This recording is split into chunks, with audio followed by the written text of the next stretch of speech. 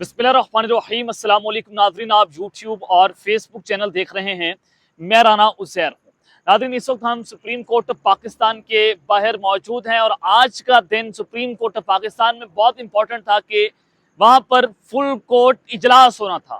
तो full court इजलास ख़त्म हो चुका है और कुछ इंपॉर्टेंट खबरें लेकर आपकी खदमत में हाजिर हुआ हूँ कि आज फुल कोर्ट इजलास में चीफ जस्टिस ऑफ पाकिस्तान जनाब जस्टिस याहिया अफरीदी साहब ने इस वक्त वॉलंटियरली अपना ओहदा जो है वो छोड़ दिया है और जस्टिस मंसूर अली शाह उनको ये ओहदा सौंप दिया है। जस्टिस मंसूर अली शाह ने आज मुकम्मल तौर पर कंट्रोल संभाल लिया है। फुल कोर्ट इजलास का इलामिया भी सामने आया है, लेकिन फुल कोर्ट इजलास की जो अंदरूनी कहानी है वो आपके सामने मैं आज के इस व्लॉग में रखूंगा, क्योंकि अहम खबरें हैं, कुछ बड़ी ब्रेकिंग न्यूज लेकर सुप्रीम कोर्ट से आपकी खिदमत में हाजिर हुआ हूँ।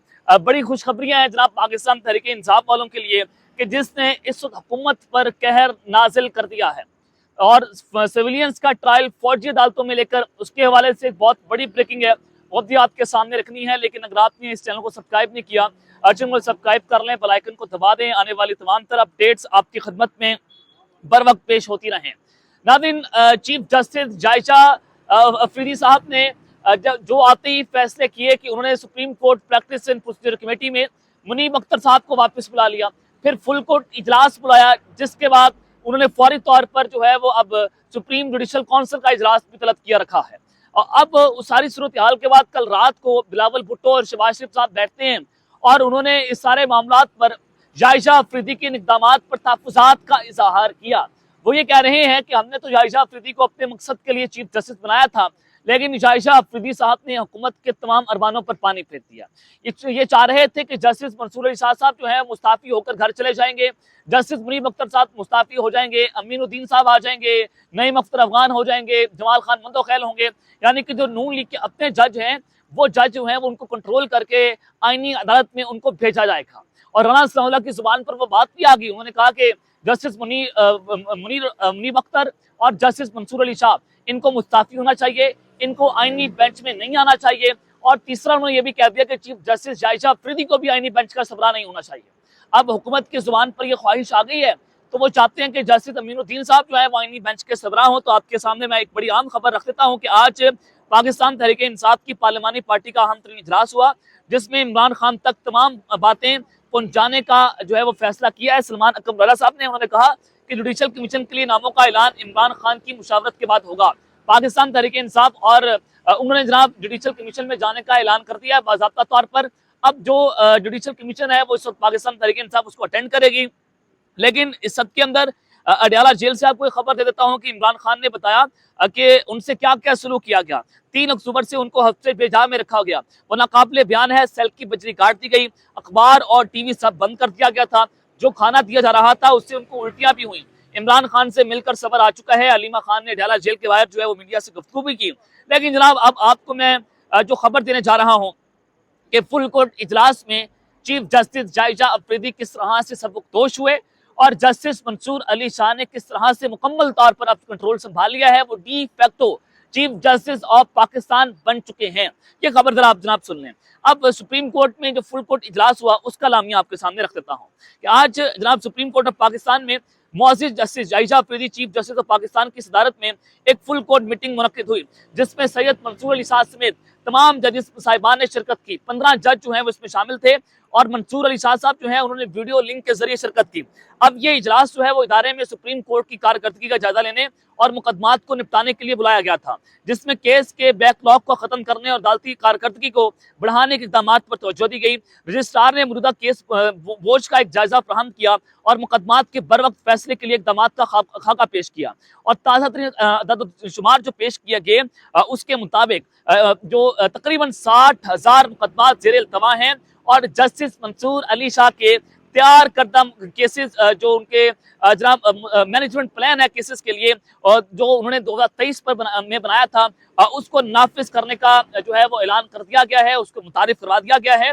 और इस मनसूबे में वाज़ेह मेरात का तयन करना, तमाम जुमरों के मुकदमात को मौसर तरीके से मुनज़्ज़म करने के लिए इंफॉर्मेशन टेक्नोलॉजी का इस्तेमाल करना शामिल है। केस मैनेजमेंट प्लान का जायजा लेते हुए मुअत्तिज़ जजों ने प्लान के अहदाफ को हासिल करने के लिए मुतअद्दिद हिकमत अमलियों पर तबादला ख्याल भी किया। फौजदारी और दीवानी मुकदमात जैसे कि माहाना प्लान में तफसील से बताया गया और खुसूसी 2 और 3 रुकनी बेंच को मुख्तस किए गए थे ताकि केस को जल्द और जल्द यकीनी तौर पर जो है वो इसको निपटाया जा सके। लेकिन इस सब के अंदर जस्टिस मंसूर अली शाह साहब ने वीडियो लिंक के जरिए शिरकत की और इजाफी तजावीज़ भी पेश की, जिनका मकसद केस के बैकलॉग को ख़त्म करना और इब्तदाई तौर पर 1 माह के लिए कारकर्दगी को बेहतर बनाने के लिए अब जनाब उनका जो मनसूबा है उसको मुतारिफ करवा दिया गया है, जो उनका मैनेजमेंट प्लान था। अब उस सबके बाद आप ये देखें कि जो इस्तीफा मांग रहे थे कि आप इस्तीफा दे दें, हुकूमत बार बार कह रही थी कि जस्टिस मुनीब अख्तर को जस्टिस मंसूर अली शाह साहब को इस्तीफा देना चाहिए। तो इस्तीफा वालों के लिए अर्ज है कि इस्तीफा तो दूर की बात, जस्टिस मंसूर अली शाह साहब ने सऊदी अरब से फुल कोर्ट इजलास में शिरकत की और केसेस को जल्द अज जल्द निपटाने के लिए अपनी तजावीज़ जो है वो पेश की हैं। तो जनाब ये प्लान जो है वो हुकूमत का बढ़ चुका है। और आपको ये भी खबर दे दूं, जो इनसाइड डिटेल्स हैं कि फुल कोर्ट मीटिंग में जस्टिस मंसूर अली शाह और जस्टिस मुनीब अख्तर ने चीफ जस्टिस ऑफ पाकिस्तान जायजा अफरीदी को मुकम्मल सपोर्ट का यकीन दिलवाया कि हम आपके साथ खड़े हुए हैं। आप ये ना समझें कि आप तीसरे नंबर के जज हैं और हम सीनियर मोस्ट हैं तो हम आपके साथ खड़े हुए हैं, आपने डटकर मुकाबला करना है और हम भी इसी तरह से खड़े हुए हैं। तो हुकूमत जो है वो उनको उन इक़दामात तहफ़्फ़ुज़ात का वो शिकार कर रही है कि जो सुप्रीम कोर्ट ने सीनियरिटी लिस्ट जारी की है जिसमें मंसूर अली शाह को टॉप ऑफ द लिस्ट रखा गया है। जायजा अफरीदी के बाद जस्टिस मंसूर अली शाह जो है वो सीनियर मोस्ट जज हैं। हुकूमत जो है वो उसके ऊपर बड़े तहफ़्फ़ुज़ात का इजहार कर रही है। तो अब यानी कि जस्टिस मंसूर अली साहब बेसिकली अब डी फैक्टो चीफ जस्टिस बन चुके हैं और उनको तरमीमी प्लान के जरिए रास्ते से हटाने का प्लान बनाया गया था। लेकिन अब जायजा अफरीदी ना सिर्फ चीफ जस्टिस हैं बल्कि डी फैक्टो चीफ जस्टिस भी है सुप्रीम कोर्ट में, जिसका नाम जस्टिस मंसूर अली शाह साहब है। अब जनाब जो ये फुल कोर्ट हुई, इसमें सबसे अहम बात यह थी कि फुल कोर्ट में होता ही है कि चीफ जस्टिस जो है वो उसकी सदारत करता है, उनकी अलग से एक चेयर रखती है दरमियान में, बाकी सारे जजेस जो हैं उनके लेफ्ट और राइट के अंदर बैठते हैं। लेकिन यहाँ पर हुआ ये, आप इस तस्वीर को जरा गौर से देखें कि नॉर्मली जब आप देखते हैं chief justice full court meeting करते हैं तो वो जनाब उनके लेफ्ट और राइट पर तमाम जजेस जो हैं बैठे होते हैं। आज हुआ ये है कि चीफ जस्टिस ऑफ पाकिस्तान जायजा अफरीदी दरमियान में नहीं बैठे हुए थे, बाकी सारे जजेस के दरमियान में वो बैठे हुए थे, यानी कि उनकी कुर्सी जो है वो अकेली नहीं थी, वो जजेस के दरमियान में बैठे हुए थे। इससे एक चीज बड़ी वाज़ेह है कि सुप्रीम कोर्ट पाकिस्तान से जो आज तस्वीर जारी हुई है फुल कोर्ट जजेस की, उससे अंदाजा ये होता है कि तमाम जजेस मुतहद हैं। तमाम जजेस ने बड़ा वाज़ेह और स्ट्रॉन्ग मैसेज दिया है हुकूमत को, ताकतवर हलकों को, कि आप हमें तोड़ने की कोशिश नहीं कर सकते। मैंने कल आपको बता दिया था कि जो फुल कोर्ट है उसमें मेजॉरिटी फैसले करती है, तो मेजॉरिटी जस्टिस मंसूर अली शाह के साथ खड़ी हुई है। जायजा अफरीदी साहब जो हैं उनके लिए फिर मुश्किल थी कि वो मेजॉरिटी के खिलाफ जाएं, तो वो तय कर चुके हैं कि अगर उन्होंने सुप्रीम कोर्ट के साथ चलना है तो डेफिनेटली उनको मेजॉरिटी के साथ जाना पड़ेगा। तो सुप्रीम कोर्ट का जो इलामिया जारी हुआ है वो मैंने आपके सामने रख दिया है। लेकिन सबसे इंपॉर्टेंट बात इसमें क्या है कि जायजा अफरीदी साहब वो खड़े हुए जस्टिस मंसूर अली शाह साहब के साथ। मंसूर अली शाह साहब और मुनीब अख्तर साहब ने कह दिया कि जनाब हम आपको मुकम्मल सपोर्ट की यकीन बयान नहीं दिलवाते हैं। लेकिन साथ ही फौजी अदालतों के हवाले से भी जनाब एक बड़ी अहम खबर जो है वो इस वक्त सामने आ चुकी है, वो भी आपके सामने मैं रख देता हूँ कि इस वक्त फौजी अदालतों से क्या खबर आई है। सिविलियंस के फौजी ट्रायल्स के खिलाफ केस समाअत के लिए मुकर्रर करने के लिए सुप्रीम कोर्ट में मुतफर्रिक दरख्वास्त दायर कर दी गई है। ये दरख्वास्त जो है वो लतीफ खोसा साहब ने दायर की, जो 13 दिसंबर 2023 को केस जनवरी 2024 में मुकर्रर करने की हिदायत की है कि जनाब ये जनवरी 2024 में इसको मुकर्रर करने की हिदायत की गई, लेकिन ताहाल मुकर्रर ये जो केस है वो नहीं हो सका, जिसकी वजह से 103 सिविलियंस के मुकदमात जो हैं वो ज़ेर इल्तमा हैं। आज तक ये केस नहीं लग सका।